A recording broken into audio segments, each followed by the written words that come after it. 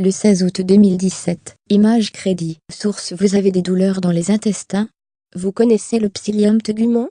Je connais une personne qui a de gros problèmes intestinaux, de nombreux gaz, des douleurs dans le ventre sur le côté gauche.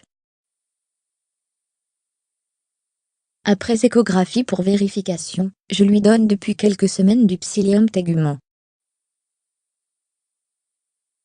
Plantago ovata, c'est une plante pour traiter les diarrhées, la dysenterie, la constipation, le syndrome de l'intestin irritable. Famille des Plantaginaceae, Plantaginaceae. Le tégument de psyllium blanc est utilisé pour constipation, diverticulose, cholestérol élevé, hypercholestérolémie, côlon irritable, diabète de type 2, non insulinodépendant, athérosclérose, toute maladie cardiovasculaire, sel semi-liquide, diarrhée, dysenterie, hémorroïdes, triglycéridémie, rectocolite hémorragique, maladie de Parkinson, pour la constipation, perte de poids et obésité. Attention, respectez un délai d'au moins 2 heures entre la prise de psyllium et celle de médicaments. Toutes les contre-indications. Le psyllium ne doit pas être pris au même moment que des compléments à base de zinc, de fer, de calcium, de magnésium ou de vitamine B12, car il peut nuire à leur absorption.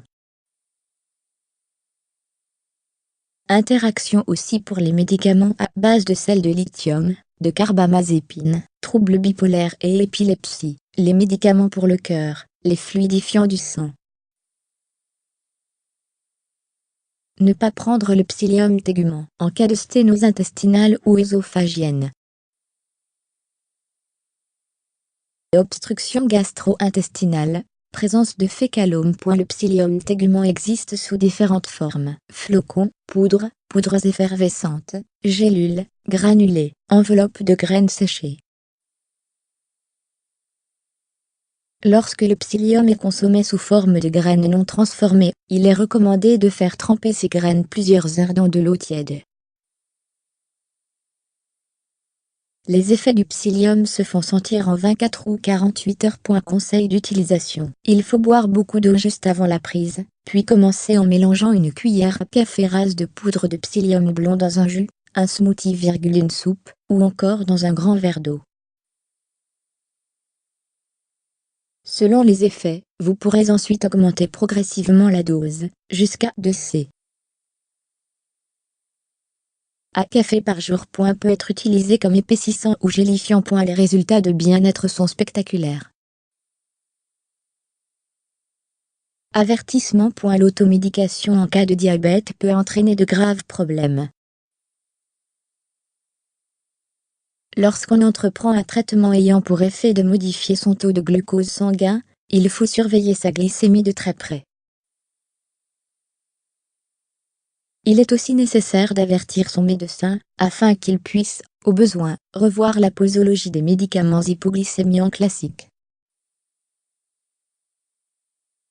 Contre-indication: une sténose intestinale, ou œsophagienne ou tout autre type d'obstruction gastro-intestinale réelle ou présumée.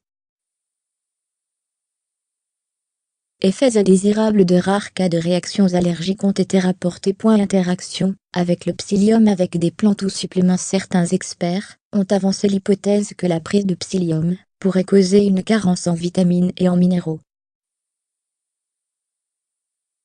Des données issues d'un essai clinique semblent infirmer cet HYPOTHE accent grave SE13. Avec des médicaments, la prise régulière de psyllium pourrait nécessiter un ajustement de la médication antidiabétique. On pense généralement que la consommation de psyllium peut empêcher l'absorption complète de certains médicaments, mais cette hypothèse a récemment été infirmée dans le cas de l'éthénylestradiol, un nanovulant, au cours d'une étude sur le LAPIN24. La seule interaction documentée est celle du psyllium avec le lithium, dont il diminue l'absorption. Les téguments de psyllium, aussi appelés cosses ou enveloppes, constituent l'ingrédient principal des préparations commerciales telles que Metamucil marque registrée, Regulant marque registrée, Serutan marque registrée, Produem marque registrée, etc. Le psyllium est également offert, à un prix plus élevé, sous forme de gaufrettes et de capsules. Il est aussi offert en flocons et en poudre, dans les magasins de produits naturels et les herboristeries.